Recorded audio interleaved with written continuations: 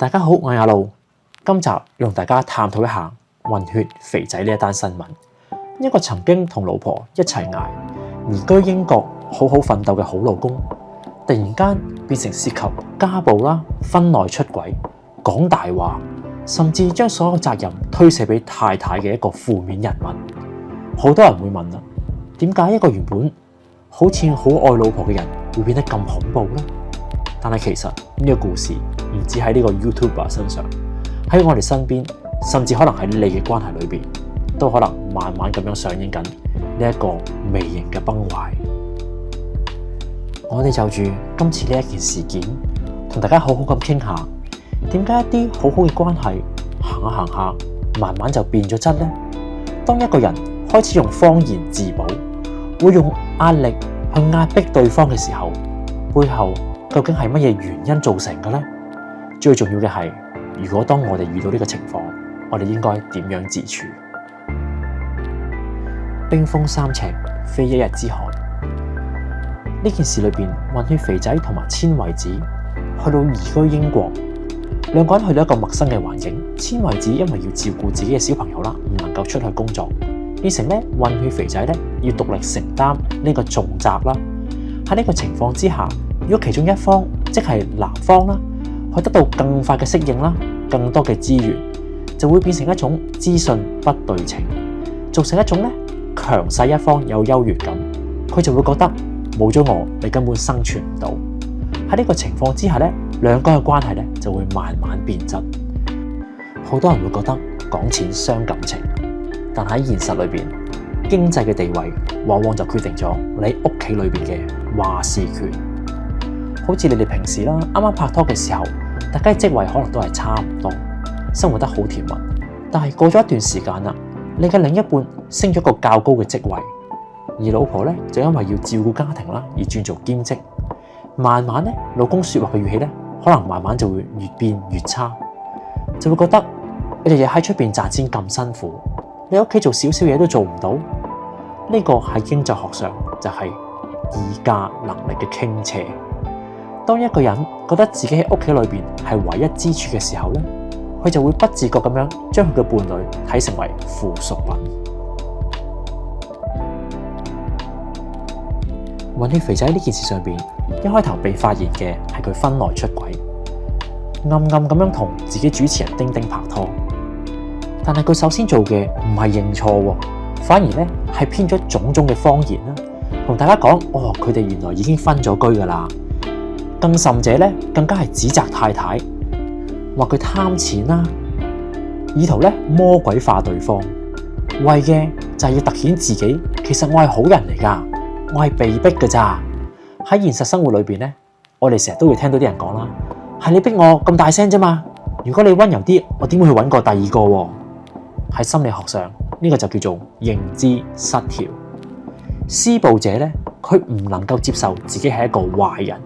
所以咧，佢一定要去改寫呢個劇本，將佢嘅伴侶描寫成一個不可理喻啦、貪慕虛榮嘅人。只要對方係壞人咯，咁佢嘅行為就變成正當嘅防衛。而施暴者為咗令到自己嘅行為更加合理化啦，有時更加會用咗一種心理效應，就叫做煤氣燈效應，會令到你連自己都懷疑啊，你係咪記錯啊？我有冇講過啊？係你太敏感啫，我同佢只係普通朋友咋。佢哋會用呢種反覆嘅謊言，會令到受害者咧慢慢失去咗自信，甚至覺得自己可能真係有問題。咁樣就中正咗佢哋嘅詭計，咁樣就令到明明自己係受傷害嗰一方，但係咧都依然會默默咁樣留喺嗰個人身邊。嚟到呢度，你又可能會問啦，點解有啲壞男人明明已經人設崩壞啦，做盡咗壞事，但係依然咧要將自己建造成一個受害者嘅形象啊，要喺 Facebook 啊、Instagram 啊講種種嘅理由，講到自己點樣受傷害啊，其實係被逼先同第二個人喺一齊。其實呢一個就係沉沒成本同埋面子工程。喺香港啦，我哋好怕輸，一段維持咗10多年嘅婚姻，兩個人合力供緊一層樓啦，喺親戚面前嘅模範夫妻啦，呢一啲種種咧都係沉沒成本。好多人寧願啦喺屋企日嘈夜嘈，甚至會喐手打對方。但係轉個頭咧，又會喺網上邊咧大晒恩愛啊，講話咧點樣自己幫對方慶祝啊，點樣買好多禮物氹對方啊，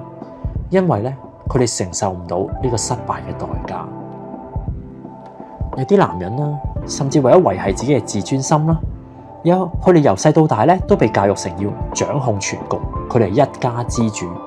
當佢哋喺事業、生活中感到無力嘅時候，佢哋唔敢同外人講，佢只可以返到屋企，可能透過對伴侶嘅強勢啦、控制，甚至係暴力嚟攞返一點點嘅我仲係好有用㗎呢啲虛假嘅自尊。講到呢一度，如果你發現你嘅伴侶都有少少呢一啲跡象，你應該點樣去自保呢？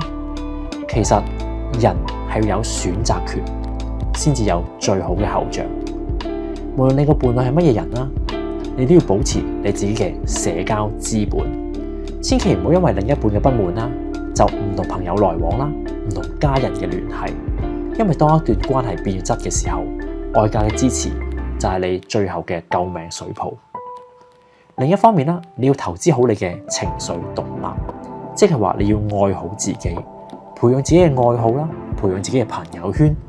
唔理你係聽音樂啦、買玩具啊，或者研究自己中意嘅心理學。當你嘅快樂唔再100%係取決於對方嘅時候，你先至可以擁有唔俾對方情緒勒索嘅能力。另一方面，你要睇清楚謊言嘅本質。當一個人不斷咁推卸責任，不斷咁將你妖魔化，你就要相信自己嘅直覺，而唔再相信佢嘅解釋。因為愛一個人係為你更加好。喺混血肥仔嘅事件裏邊，可能我哋只係食下花生啦，覺得係一個當故事咁聽，但其實都提醒咗我哋喺光鮮亮麗嘅人設背後，其實每個人都有自己嘅陰暗面。我哋唔需要崇拜完美偶像，我哋只係需要學會喺一個唔完美嘅關係裏邊，點樣守護好彼此之間嘅感情，同埋好好珍惜你自己。最後，我都想聽下你哋嘅故事，有冇遇過嗰啲外邊好似好好人，但係返到屋企又係另一個樣嘅情況呢？你又會點樣去應付呢一樣嘢呢？歡迎喺留言區分享，同我哋一齊圍爐取暖。如果鍾意我今集嘅內容，歡迎訂閱、like 同埋 share。我哋下集見，拜拜。